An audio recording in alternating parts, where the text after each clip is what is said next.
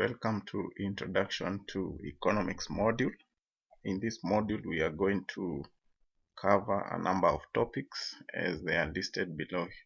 Introduction to Economics, Public Finance, Employment and Unemployment, Population and Demographic Factors, Development Planning, Money Market, Economic Growth and Development.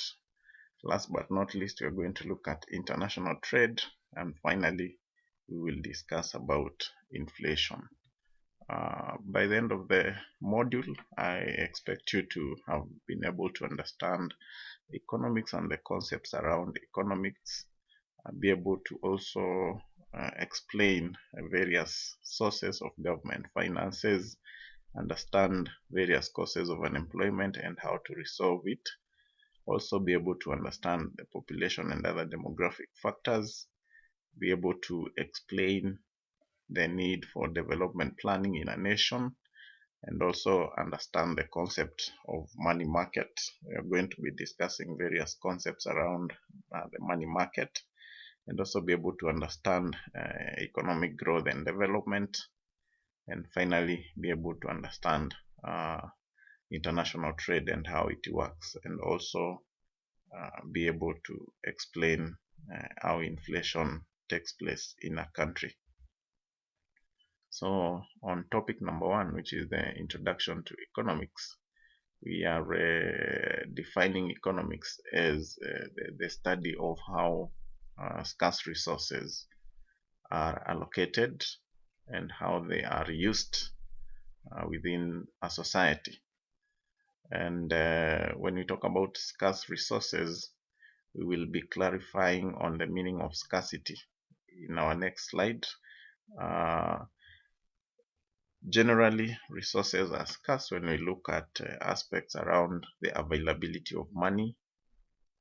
We always say that it is a scarce resource. So whatever little a nation has, they have to allocate it to various projects through budgeting in order to be able to meet the needs and wants of its citizens. Then we now bring the aspect of the difference between a need and a want.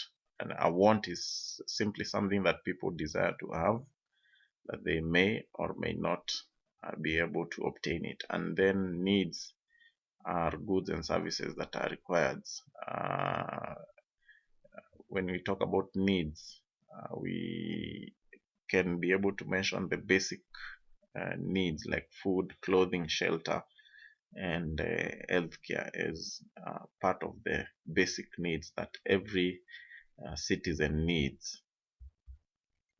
Then we bring the aspect of scarcity and choice. Like I've talked about the aspect of scarcity. Scarcity is a basic economic problem that cuts across very many countries.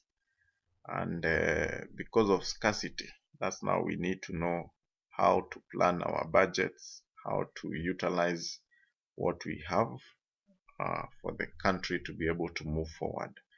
And then because of scarcity now is when we introduce the concept of choice, that as individuals, firms, and governments, now we need to make a choice of what to use the available resources.